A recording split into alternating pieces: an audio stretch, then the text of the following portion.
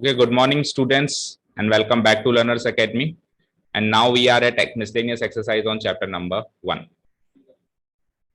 और in detail अपन एक एक क्वेश्चन को सॉल्व करने वाले हैं. ऊपर ऊपर से नहीं करने वाले, in detail, because class 10th तक miscellaneous optional exercises what not a part of your syllabus, but 11th से मिसलेनियस एक्सरसाइज बहुत इंपॉर्टेंट वाइटल रोल प्ले करती है, क्योंकि पूरी चैप्टर को सम पैक करके आती है ये, और प्लस एक्स्ट्रा क्वेश्चंस होते हैं इसमें हमेशा, और अच्छे क्वेश्चंस होते हैं, बोर्ड एग्जाम्स में पूछने लायक क्वेश्चंस होते हैं, राइट.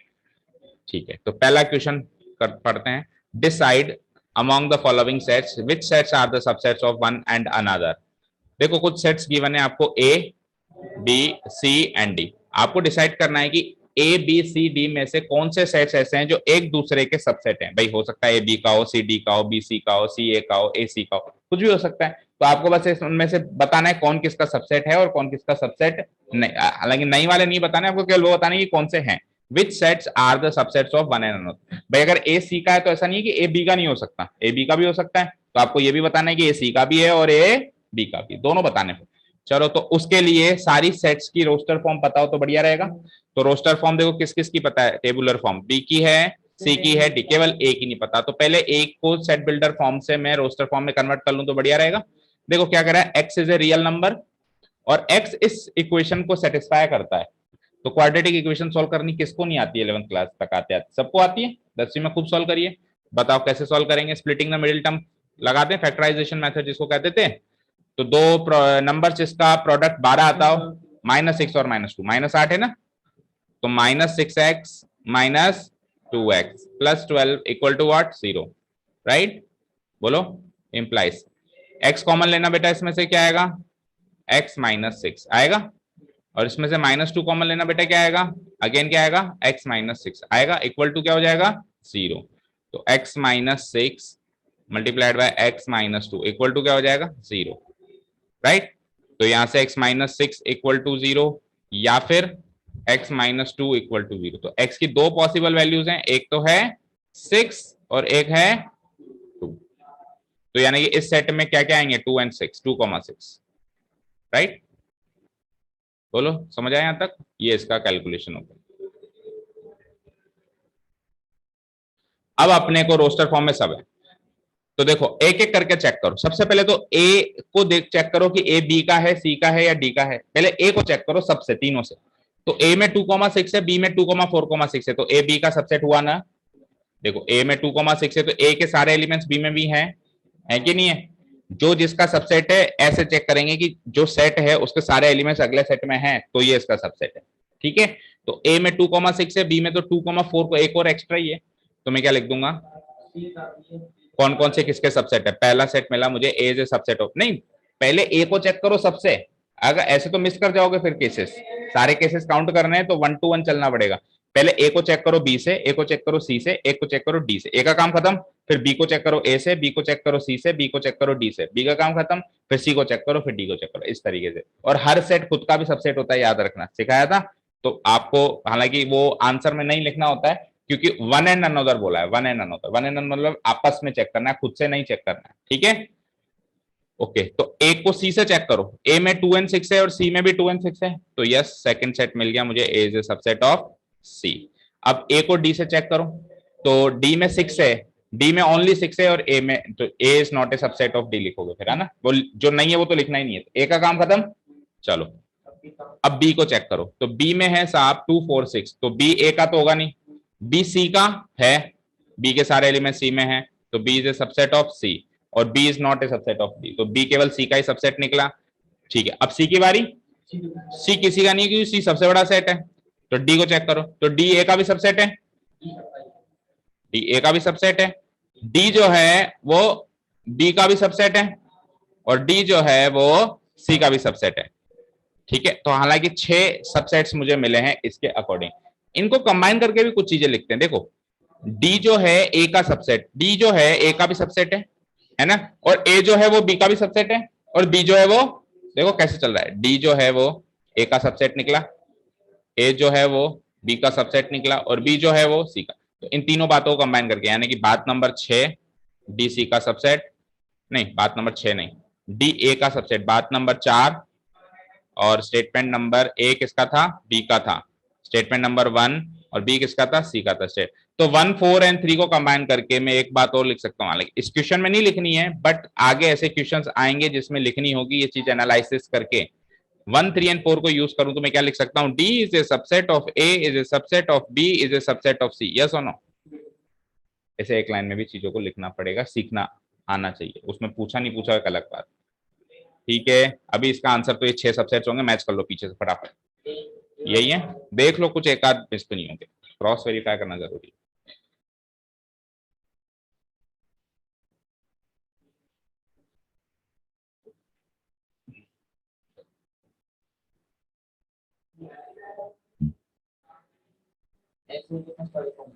फर्स्ट वाले वो तो फॉर्म तो ये होंगे 6 है ना, टोटल 6 सबसेट्स है, नहीं कोई 7 व 8 तो ना।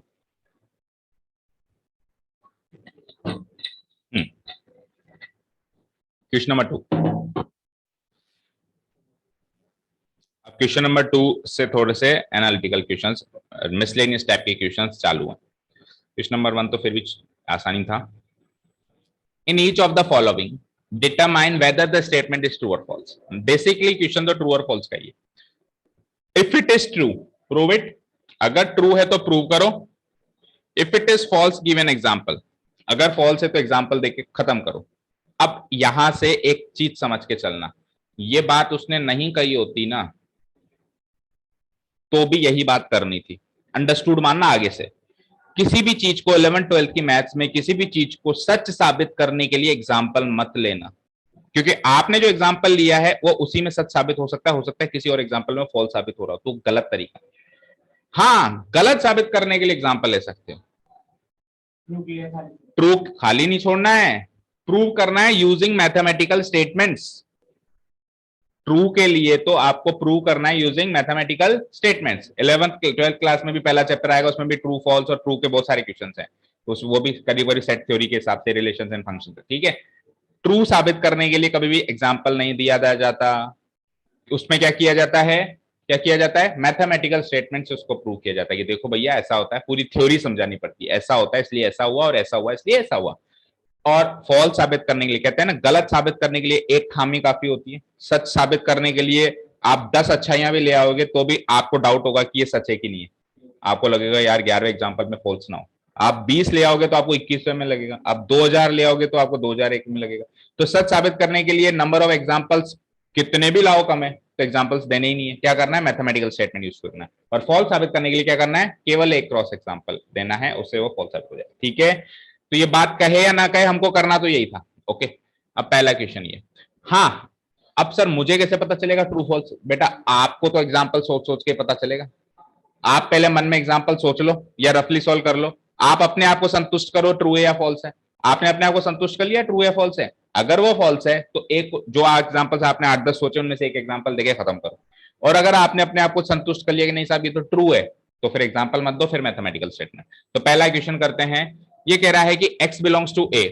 देखो जब भी बिलोंग्स टू और सबसेट का मेन डिफरेंस पता होना चाहिए आपको। जब भी बिलोंग्स टू आए तो लेफ्ट साइड वाला राइट साइड वाले सेट के अंदर जाके बैठेगा, उस सेट के अंदर जाके बैठेगा। और सबसेट का अगर साइन आता है तो लेफ्ट साइड वाला राइट साइड वाले के अंदर जाके नहीं बैठेगा, इसके एलिमेंट्स का पार्ट होंगे, इसके अंदर के एलिमेंट्स का पार्ट होंगे। वो पूरी की पूरी चीज अंदर जाके नहीं बैठेगी, इसके एलिमेंट्स ही अंदर जाके बैठेंगे, राइट।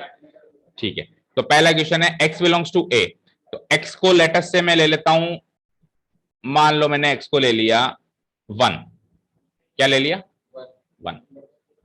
अब x बिलोंग्स टू a था, x a में है तो मैं a सेट मान लेता हूं, आपको a भी ऐसा लेना पड़ेगा। देखो x को 1 लिया है तो a को ऐसा लो ताकि x बिलोंग्स टू a हो जाए, तो मैं a सेट को ले लेता हूं 1,2, कोई दिक्कत। अब चेक करो 1 बिलोंग्स टू 1,2 होगा ना, तो इन दोनों बातों से क्या साबित हुआ, that is x belongs to a। जो वो कह रहा है वो मैं लेके चलता, वो चीजें मैं लेके चल रहा हूं। ठीक है, आगे अब a बिलोंग्स टू b रखना है तो b कुछ ऐसा सोचो, b कुछ सेट ऐसा सोचो कि a जो है पूरा का पूरा बिलोंग्स टू के साइन में क्या होता है, लेफ्ट साइड वाली चीज राइट साइड वाली चीज के अंदर यूं की यूं समाहित होती है, यूं की यूं, बिल्कुल उसकी शक्ल बिना चेंज किए। तो b कुछ ऐसा लो, b कुछ ऐसा लो, नहीं बी 1 2 3 तो मैं लूंगा, लेकिन अगर आपने बी 1 2 3 ऐसे ले लिया तो गलत कर रहे हो। अगर आपने ऐसे ले लिया तो आप गलत कर रहे हो। क्यों?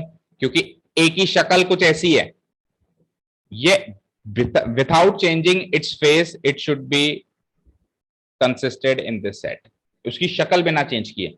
तो देखो 1,2 तो उसमें है, लेकिन ये करली ब्रेसेस का है, नहीं है ना। बिलोंग्स टू के साइन में लेफ्ट साइड वाला ज्यों का त्यों अंदर जाएगा, ज्यों का त्यों। अगर करली ब्रेसेस लगे हुए तो उसके साथ अंदर जाएगा।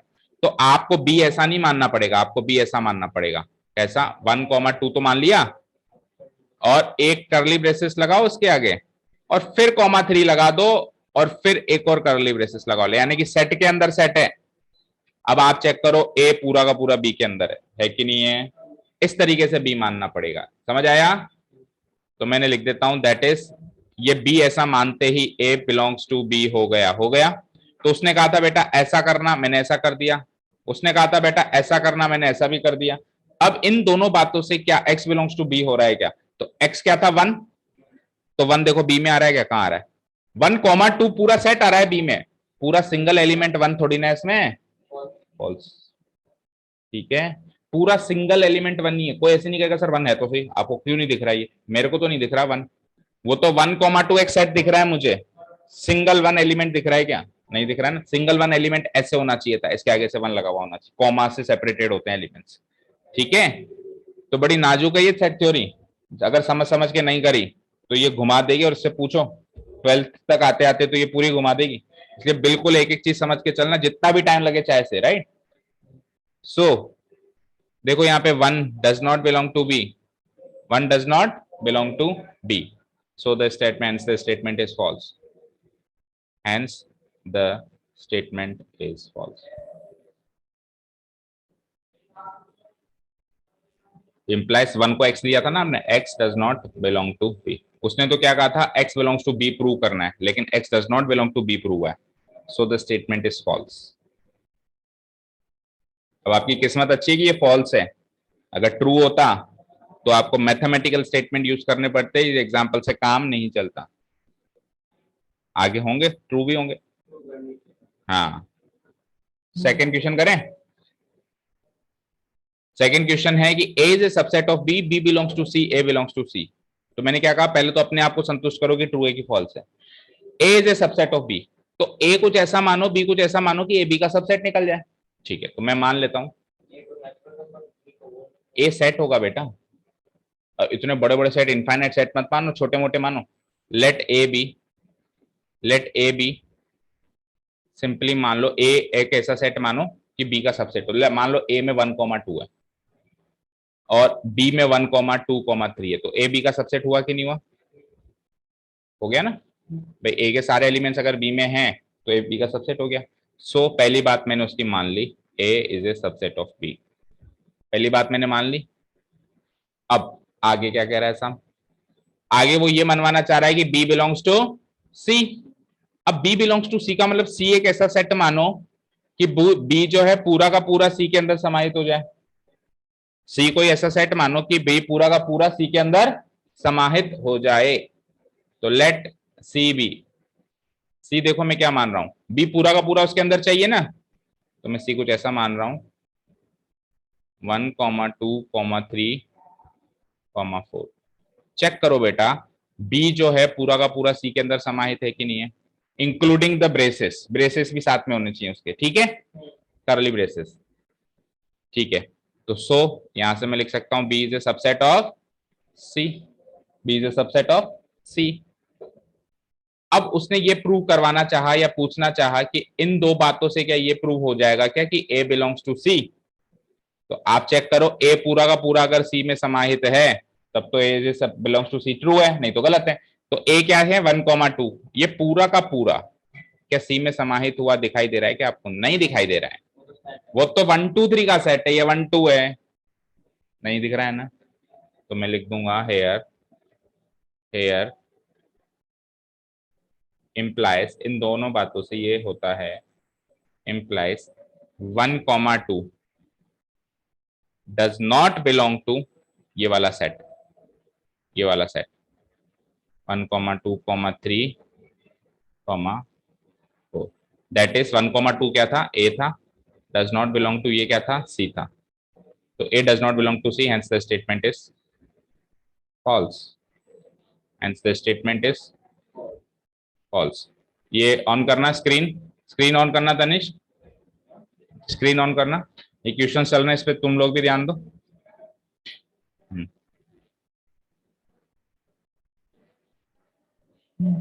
ठीक है, चलें थर्ड पे। हो गया ये गेट लगाओ, गेट लगाओ।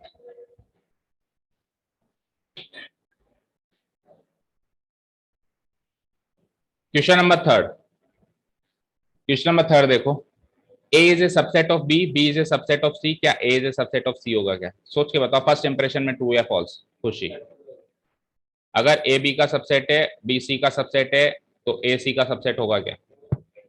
होगा। और क्वेश्चन नंबर वन, अगर X बिलोंग्स टू A है, A बिलोंग्स टू B है, तो X बिलोंग्स टू B होगा क्या?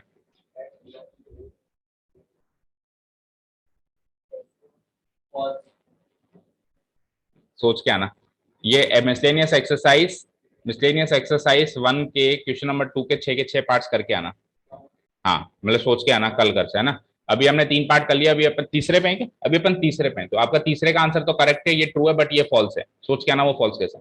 चलो अभी तीसरे की बात करते हैं। देखो, A is a subset of B, तो मैं ए कुछ ऐसा मानता हूं, मैं ए कुछ ऐसा मानता हूं जैसे कि ए बी 1,2, राइट, और बी कुछ ऐसा मानता हूं ताकि ए बी का सबसेट हो, तो 1 2 3 ले लूं। तो यहां से पहली बात साबित हो गई कि A is a subset of B, उसने कहा था A is a subset of B, मानना मैंने मान लिया।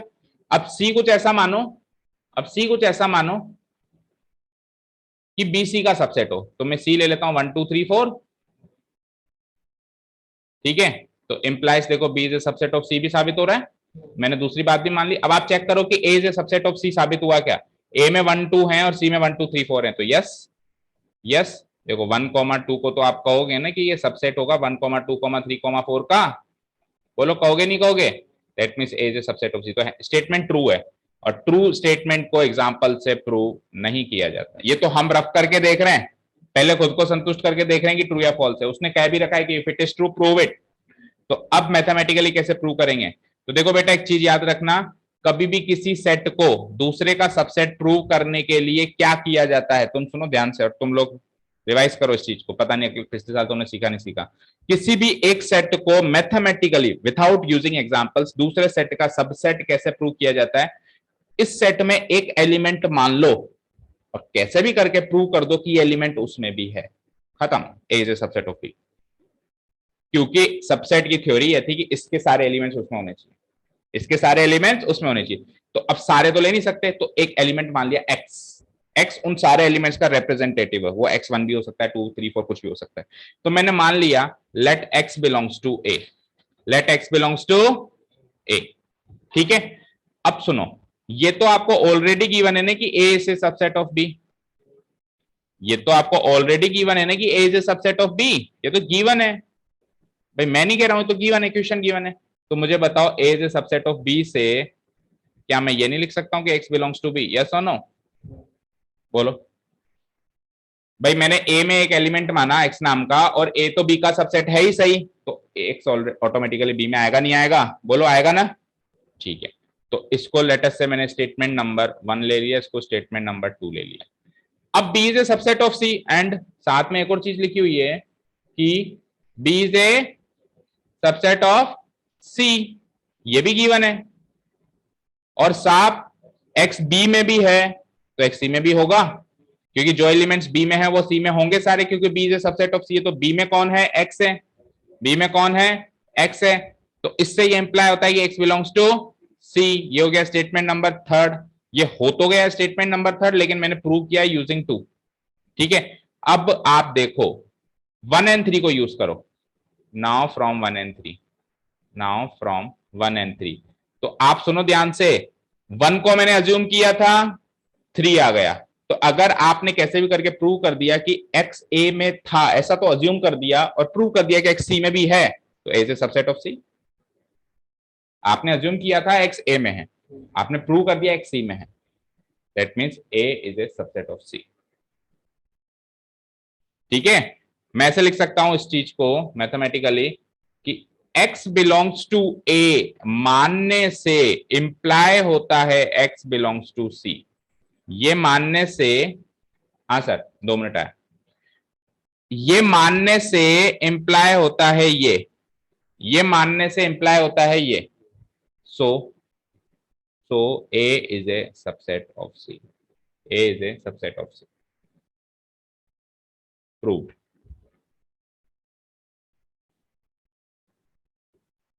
ठीक है, समझ आया क्या? तो अगले 3 क्वेश्चंस घर से ट्राई करके आना, कल डिस्कस करेंगे। आप लोग 6 के 6 ट्राई करके आना, ठीक है। आप एक एग्जांपल लेके आना। देखो 11-12 की मैथ्स में कोई भी चीज ट्रू साबित करने के लिए यूज मैथमेटिकल स्टेटमेंट्स, फॉल्स साबित करने के लिए just use one cross example. पहले आप खुद को संतुष्ट करो ट्रू या फॉल्स। अगर फॉल्स तो एक एग्जांपल ले आओ, अगर ट्रू तो ऐसे स्टेटमेंट्स ले आओ। ठीक है, अभी ये ट्रू था तो हेंस स्टेटमेंट इज ट्रू, ये तो ट्रू था।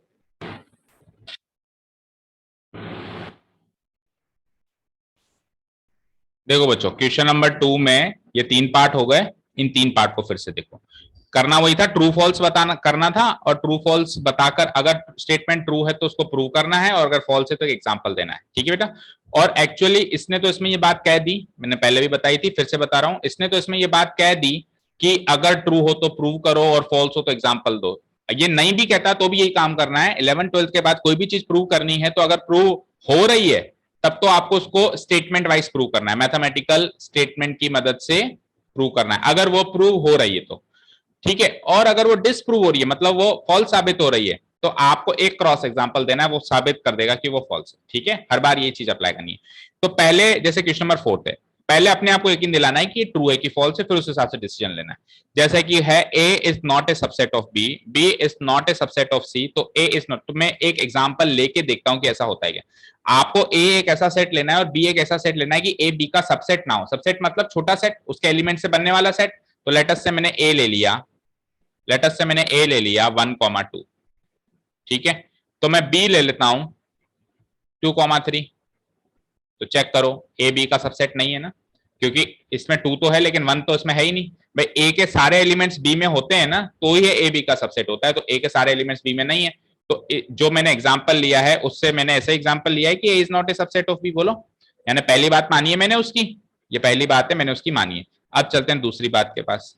दूसरी बात यह है कि अब ऐसा सी मानो कि बी सी का सबसेट ना हो, राइट। तो मैं सी ले लेता हूं, बी लिया था मैंने 2,3, तो इसको मैं 3,4 ले लूं, इसको मैं 3,4 ले लेता हूं। अब देखो अगर बी है 2,3 और सी है 3,4, तो B is not a subset of C हो रहा है ना, क्योंकि बी के सारे एलिमेंट सी में नहीं है। तो ये दूसरी बात भी मैंने उसकी मानी है, पहली बात भी मैंने उसकी मानी, दूसरी बात। अब इन दो बातों से A is not a subset of C साबित होता है कि नहीं होता है, चेक करना है। तो आप चेक करो क्या ए सी का सबसेट है, नहीं है, क्योंकि ए के सारे एलिमेंट्स, एक भी एलिमेंट नहीं मिला मुझे। वैसे तो एक भी सारे मिलने चाहिए थे, 1 और 2 दोनों इसमें मिलने चाहिए थे, पर वाकई में ए सी का सबसेट नहीं, क्योंकि मेरे को कोई भी एलिमेंट इसमें नहीं मिला। तो मैं क्या लिख सकता हूं कि A is not a subset of C. तो ये बात फॉल्स साबित हुई है, फॉल्स साबित होने के लिए एग्जाम्पल देना था, यही वो एग्जाम्पल कंसिडर कर सकते हो। समझ आया? क्लियर है? तो इस तरीके से एग्जाम्पल दे सकते हैं। देखो फिफ्थ वाला कैसे करेंगे, x बिलोंग्स टू ए। अच्छा ये तो पता है ना कि बिलोंग्स टू के साइन में और सबसेट के साइन में क्या डिफरेंस है। बिलोंग्स टू के साइन में इधर एलिमेंट आता है, सबसेट के साइन में उसके एलिमेंट से बना हुआ सेट आता है। ठीक है, और इधर तो दोनों केसेस में सेट रहेगा, राइट साइड में सेट रहेगा, लेफ्ट साइड का डिफरेंस है। तो x बिलोंग्स टू a है, a is not a subset of b है, तो क्या x भी नॉट बिलोंग टू b होगा? स्टार्ट तो हमेशा एग्जांपल से करना है। अगर एग्जांपल से डिसप्रूव हो जाए तो बढ़िया बात है, और अगर प्रूव हो जाए बाय द वे तो फिर आपको करना एक्चुअली उसको स्टेटमेंट से है ना, अगर वो प्रूव होता है, क्योंकि उसने भी कहा है कि अगर ट्रू है तो उसको प्रूव करो यूजिंग स्टेटमेंट्स। चलो स्टार्ट तो एग्जांपल से करते हैं। x बिलोंग्स टू a, तो x को कोई भी नंबर मान लो, लेट x बी 1। भाई x एक नंबर है ना, मतलब x एक एलिमेंट है ना, सेट का एलिमेंट है, तो एलिमेंट नंबर्स भी हो सकते हैं। लेट x बी 1, और a एक ऐसा सेट मान लो जिसके अंदर 1 आता हो, क्योंकि x बिलोंग्स टू a है। तो a को ले लेता हूं मैं, लेटस से 1,2,3। कोई दिक्कत? ठीक है, अब आगे क्या करना है साहब, पहली बात मान ली मैंने उसकी, पहली बात मान ली ना, x बिलोंग्स टू a हो रहा है। बोलो हो रहा है कि नहीं हो रहा है? 1 इसमें है ना। चलो दूसरी बात क्या कहता है कि a should not be the subset of b। अब b कुछ ऐसा लो, अब b कुछ ऐसा लो ताकि a b का सबसेट ना बने। तो मैं b को ले लेता हूं 2,3,4। अब देखो a b का सबसेट नहीं है ना, क्योंकि a के सारे एलिमेंट्स इसमें होने। आप कुछ और एग्जांपल्स भी ले सकते हो, ठीक है। देखो बच्चे अक्सर ऐसे लेते हैं कि 1 2 3 ले लिया तो यहाँ पे 4 5 6 ले लिया, तो बच्चे बहुत सेफ एग्जाम्पल लेते हैं। क्या लेते हैं? सेफ। मैंने आपको हमेशा से 10th में भी बताया बेटा, एग्जाम्पल मतलब अपनी कंफर्ट जोन से बाहर का लेना चाहिए। तो मेरी कंफर्ट जोन का एग्जाम्पल है, इसमें तो साफ साफ दिख रहा है कि ए बी का सबसेट नहीं है। आप थोड़े बहुत मिलते जुलते भी लो ना, मतलब अनसेफ एग्जाम्पल लो। अगर आपने अनसेफ एग्जाम्पल में प्रूव कर दिया तो सेफ एग्जाम्पल में तो वैसे ही प्रूव हो जाना है। समझ रहे हो? मान लो आपने सेफ एग्जाम्पल लिया और उससे वो प्रूव हो गया, तो क्या स्टेटमेंट प्रूव थोड़ी ना है, क्योंकि हो सकता है अनसेफ एग्जाम्पल से वो गलत साबित होता हो, तो वापस से चेक करना पड़ेगा अनसेफ एग्जांपल से। इससे अच्छा सीधे ही अनसेफ एग्जांपल से प्रूव करने की कोशिश करो, अगर वो वहां पे सही साबित हुआ तो सेफ से तो वैसे भी प्रूव हो ही जाना है। ठीक है, तो मैंने देखो क्या लिया, मैंने मिलते जुलते एलिमेंट्स लिए, 2 लिया, 3 लिया, एक एक्स्ट्रा बढ़ा दिया। अभी भी देखो मैंने बी ऐसा ही लिया है कि ए बी का सबसेट नहीं है, तो सेकंड नंबर बात भी मैंने उसकी मानी है कि ए बी का सब, मैंने एग्जाम्पल ऐसे ही लिए। ठीक है, अब इन दोनों बातों से आपको ये प्रूव करना है या चेक करना है कि एक्स बी से बिलोंग करता है कि नहीं करता है। तो एक्स की वैल्यू 1 थी, वो बी में नहीं आ रही है क्या बताओ? नहीं आ रही ना? आ सकती है क्या? हाँ, सपोज करो अगर मैं, अब ये भी सोचो कि आ सकती है क्या, अगर मैं बी ऐसा लेता 1 2 ही लेता लेटस से, तो अभी भी मैं A is a subset of B ले रहा हूं क्या? A is not a subset of B ले रहा हूं क्या? नहीं ले रहा हूं, क्योंकि 1 2 3 इसमें नहीं है, तो ये बात तो मैं सही ले रहा हूं, लेकिन अब 1 इसमें आ रहा है। तो अब क्या करें, इसको सही माने कि गलत माने?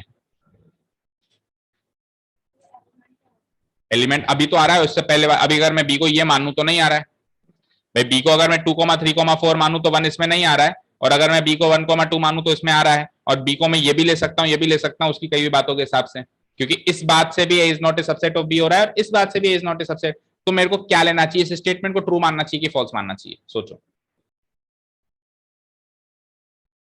बेटा, ट्रू स्टेटमेंट वो होता है जो हर हाल में ट्रू, अगर एक एग्जाम्पल से भी वो फॉल्स है तो वो फॉल्स है। तो इस एग्जाम्पल से तो वो चलो ट्रू है, इस एग्जाम्पल से तो फॉल्स है ना। तो मैं ये वाला एग्जाम्पल लूंगा, क्रॉस एग्जाम्पल लेंगे जिससे वो गलत साबित हो। सही साबित करने के तो भी लाखों करोड़ एग्जाम्पल और मिल जाएंगे, लेकिन एक भी क्रॉस एग्जाम्पल अगर उसको गलत साबित करता है तो वो स्टेटमेंट फॉल्स है ना कि ट्रू है। ठीक है, तो मैं 1 2 वाला ना लेके ये वाला लेकर और मैं लिख दूंगा कि ये लो साहब, यहाँ पे मेरा एक्स जो है, यहाँ पे जो मेरा एक्स है 1 जो है, मतलब वो तो बी में है ही नहीं, that means X will not belong to B, यानी कि ये बात गलत है, फॉल्स। क्लियर? ठीक है, अब चलते हैं sixth and the last one, last example देखो, लास्ट क्वेश्चन देखो। ए बी का सबसेट होना चाहिए, एक्स बी में नहीं होना चाहिए, तो एक्स ए में भी नहीं होगा, ऐसा साबित करना है। चलो एग्जांपल लेते हैं, ए और बी कुछ ऐसे लेने हैं कि ए बी का क्या हो बेटा, सबसेट हो। ओके फाइन, तो मैं ए ले लू 1 2 और बी उससे थोड़ा सा बड़ा ले लो 1 2 3, तो बोलो ए बी का सबसेट हो जाएगा?